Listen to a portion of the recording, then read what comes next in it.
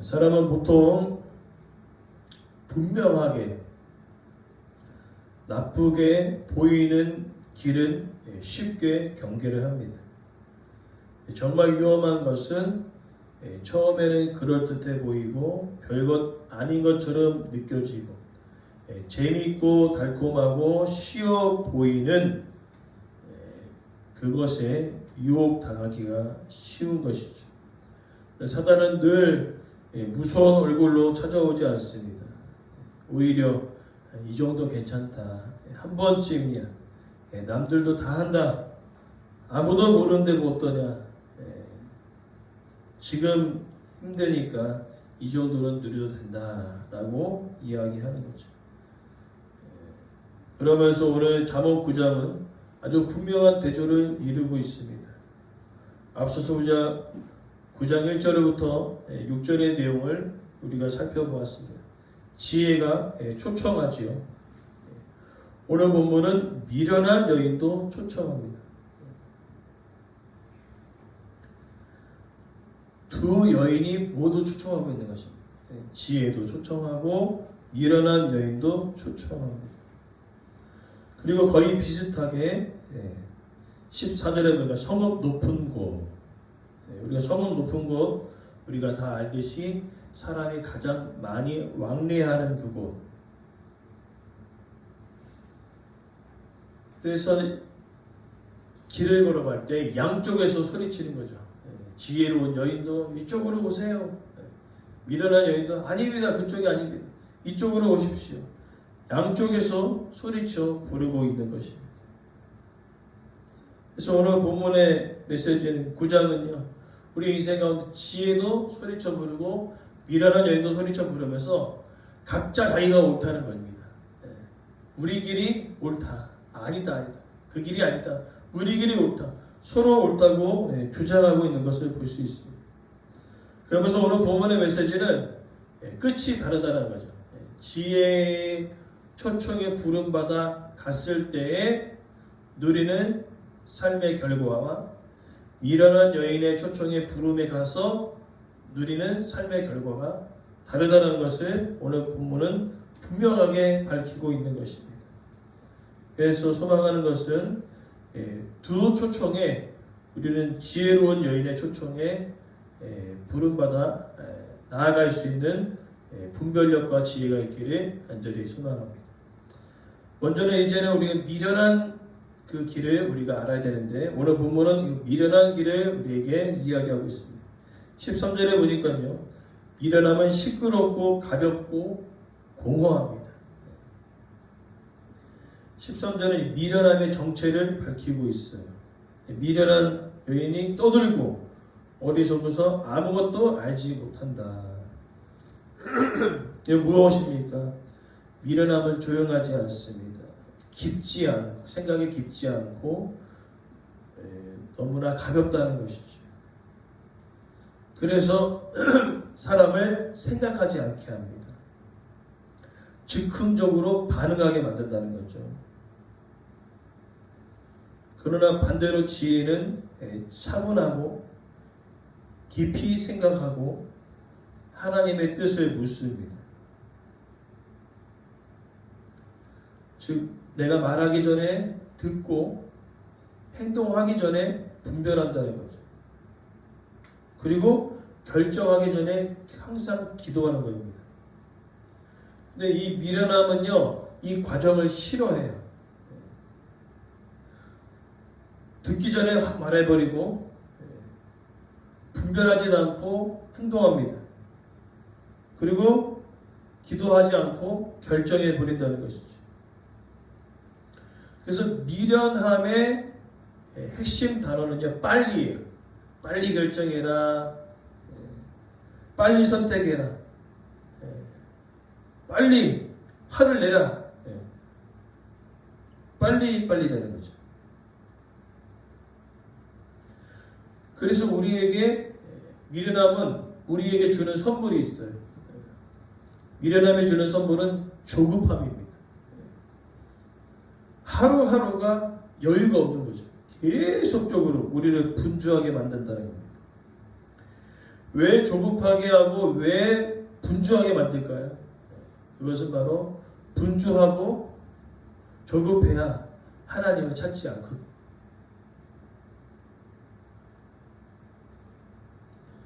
조용히 하나님의 뜻을 묻는 시간을 가지지 못하도록 만든다는 거예요. 그러나 더 놀라운 사실은요, 13절에 보니까요, 아무것도 알지 못한대. 알지도 못하면서 떠드는 거죠.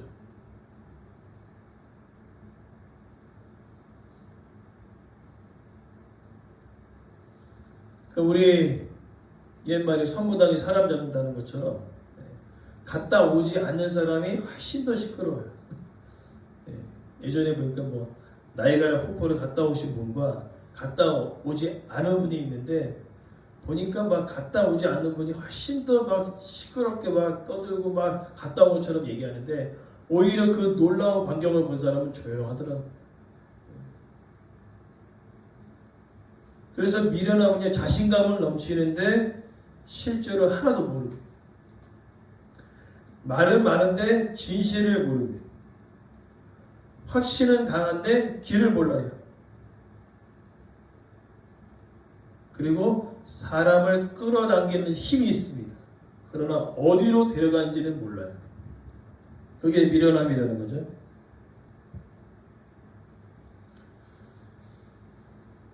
그래서 이제 우리에게 속삭입니다. 말씀대로 살면 오히려 손해다. 죄를 가볍게 여겨도 별일 없다. 실제로 뭐 우리가 뭐 살인, 강도, 뭐 도둑질 외에 마음속으로 품고 있는 죄악들은요, 우리를 무너뜨리진 않아요. 실제적으로 상처를 내지 않지 않습니까? 그것을 강조하는 거죠. 네가 마음속으로 짓는 그 죄들은 너에게 전혀 상처가 되지 않는다. 괜찮다. 그래서 계속 속삭이는 거예요. 정직하면 바보처럼 살아간다. 요즘 시대에 누가 순결을 지키느냐. 결혼할 때 혼수품은 악이다. 혼전 임신 뭐 이런 것들을 미리미리 막 얘기를 하죠. 안타까운 것은 드라마가 그런 것들을 조장한다는 거예요. 혼전 임신에서 배불러 온 거를 그게 무슨 가장 큰 선물이라고 이야기하죠. 미화시키지 않습니까? 그런 것들이 우리를 무너뜨리고 있는 거죠. 그래서 오늘 첫 번째로 우리가 기억해야 할 미련함은 우리를 어떻게 합니까? 조급하게 생각하지 못하게 만든다는 것을 우리가 기억해야 된다는 거죠. 그리고 14절 말씀은요, 미련함은요, 사람을 공개적으로 모집합니다. 14절에 성은 높은 곳에 있는 자리에서 공개적으로 모집합니다. 그러니까 미련함은요, 우리가 다니는 길목에 항상 있다는 거죠. 친숙합니다. 친숙합니다. 전혀 다른 것이 아니라 친숙하다는 거죠. 그래서 우리는 무너지는 것입니다. 뭔가 눈에 띄게 확연하게 드러나면 우리는 안 가거든요. 근데 그렇지 않다는 겁니다. 우리 일상에서 자연스럽게 들어오는 거죠. 작은 타협, 작은 거짓말, 작은 게으름. 이 작은 것들이 모여서 우리를 무너뜨리다고 얘기하는 거죠. 그래서 세상은 어떻습니까? 미련한 것을 부끄럽게 여기지 않습니다. 오히려 멋있다고 하죠. 죄를 죄로 부르지 않습니다. 자유함이라고 얘기합니다. 너 마음대로 해. 괜찮아. 다른 사람 신경 쓰지 마. 자유함이죠. 탐욕을 능력으로 가장합니다. 야, 돈의 욕심 누구나 가지고 있는 거야. 마음껏 사람을 이기고 밟고 일어나서 너의 삶을 살아라 라고 얘기하죠. 무례함을 솔직함이라고 포장합니다. 그러니까 상대방을 생각하지 않아요.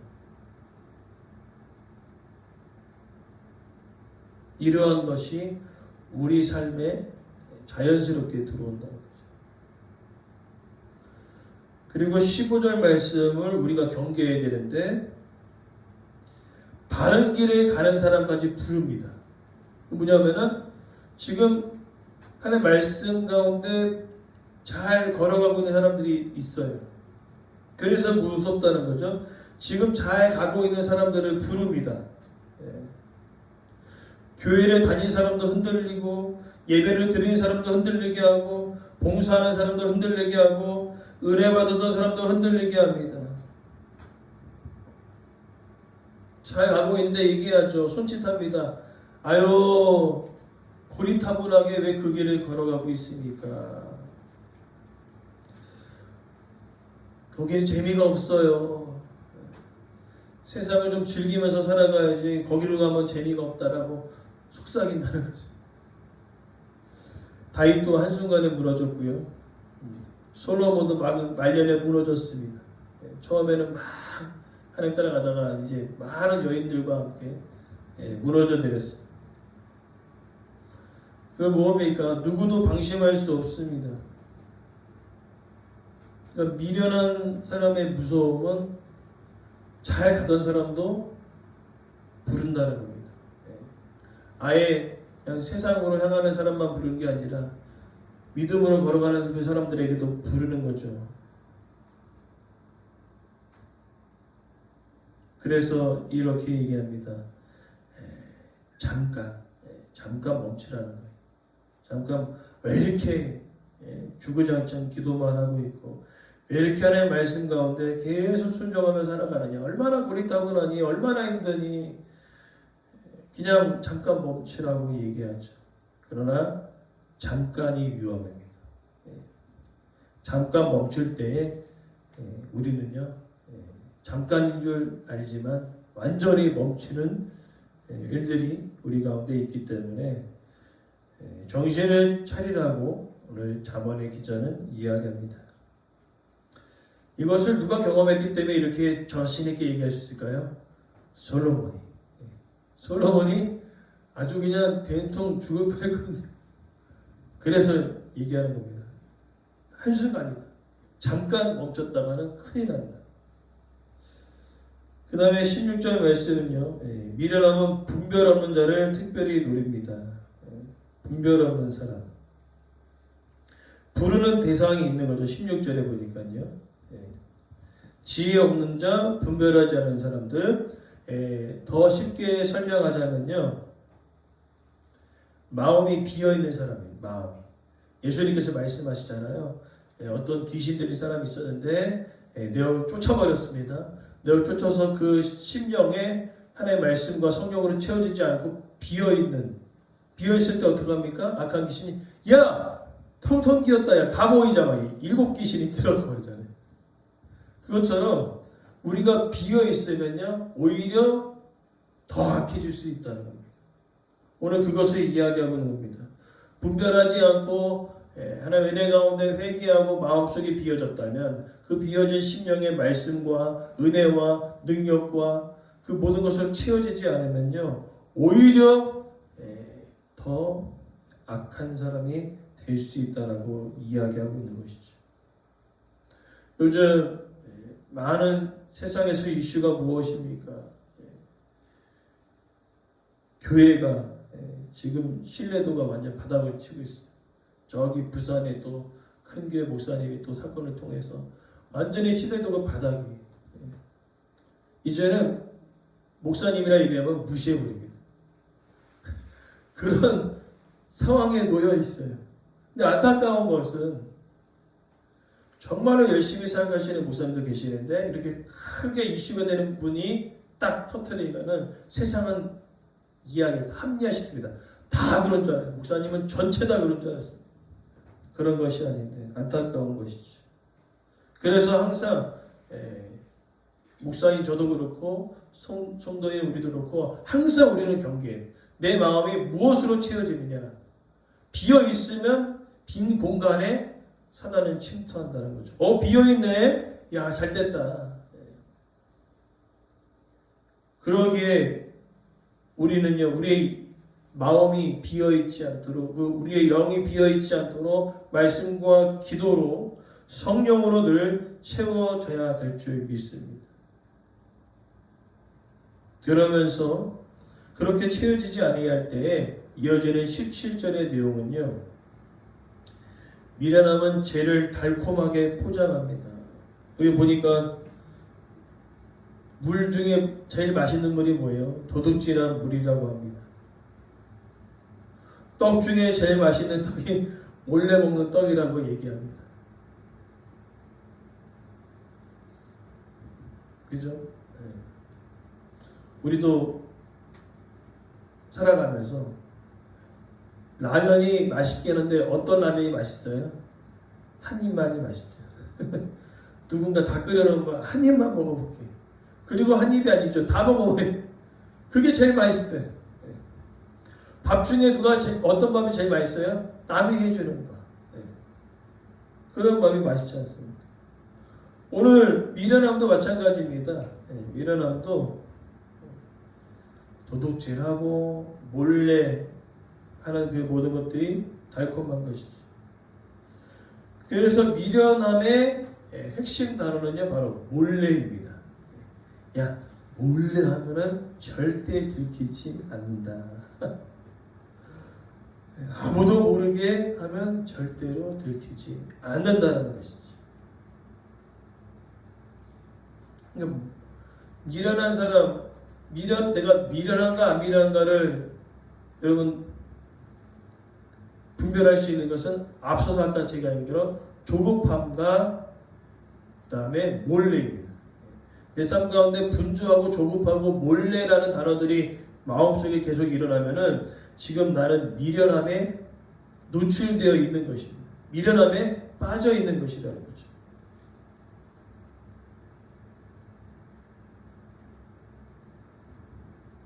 그래서 죄는 아주 달콤한 겁니다. 왜 달콤합니까?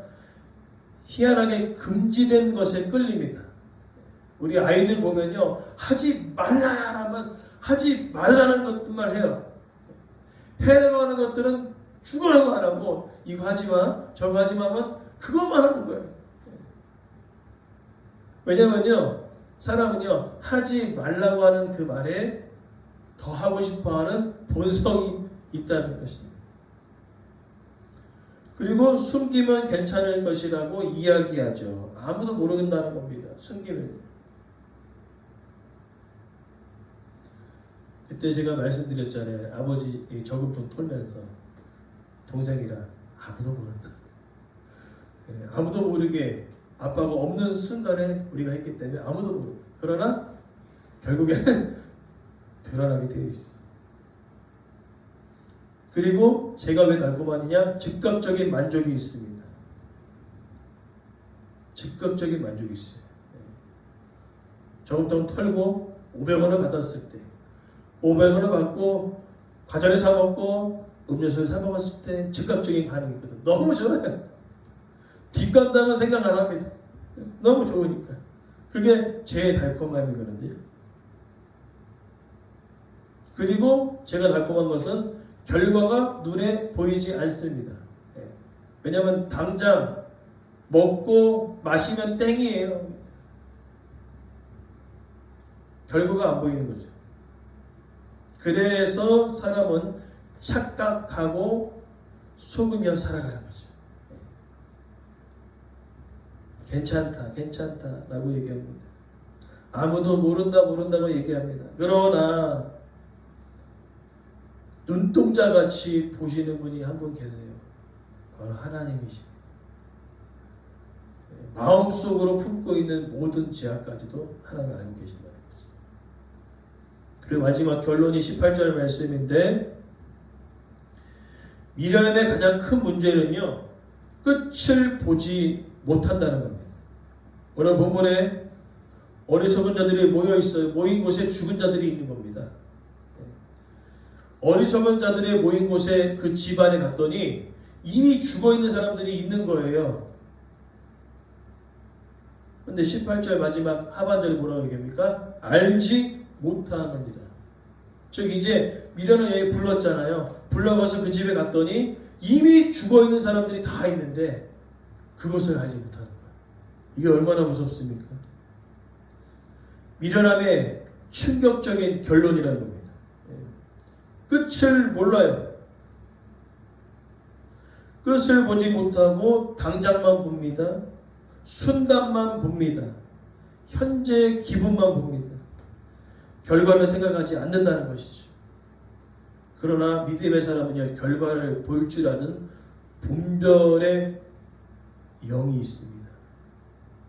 그 미련한 사람들의 끝을 보게 된다는 거죠. 아, 이분들은 마지막 끝이 있는데 그 끝이 18절의 수월입니다. 수월. 멸망, 지옥이라는 거죠. 그것을 보지 못한다는 것이 안타까움이라는 거죠. 그래서 오늘 본문의 메시지는 아주 우리에게 정확하게 이야기합니다. 미련함, 그러니까 지혜의 여인과 미련함의 여인의 초청이 있는데 많은 사람들이 어디로 갈까요? 일로 가죠. 순간, 당장, 좋으면 땡이거든요. 몰래 하면 아무도 모른다는데, 괜찮다는데 얘기하는 거야. 야, 몰래 하면 돼. 아무도 모르게 하면은 괜찮아. 그러니까 사람들이 여기로 가겠어요, 일로 가겠어요. 일로 다 가죠. 여기로 가면 뭐하니까 힘들어. 고난이 있어. 어려워. 분별해야 돼.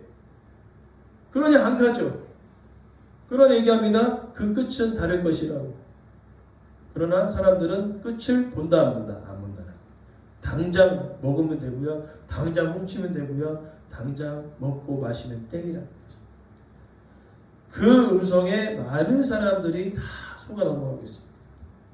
그러니까 달콤한 유혹 뒤에 숨은 죽음을 보지 못하는 거죠. 그러기에 오늘 우리에게 말합니다. 두 가지 초청에 당장 눈에 보이는 대로 살아갈 것인가? 몰래 조급하고 분주하게 살아갈 것인가? 아니면 내 삶을 잠시 돌아보며 조용히 하나님 앞에 설 것인가? 그것이 선택은 누구에게 있습니까? 우리에게 있다라고 이야기하고 있는 것입니다. 소망하는 것은 분별의 영과 지혜가 우리 가운데 있어서 끝을 볼 줄 아는 그 눈이 열리고 또한 비어있음을 유언합니다. 말씀과 기도로 성령으로 채움받아 이 땅 가운데 우리가 믿음의 여정을 꾸준히 걸어갈 수 있는 은혜가 있기를 간절히 소망합니다.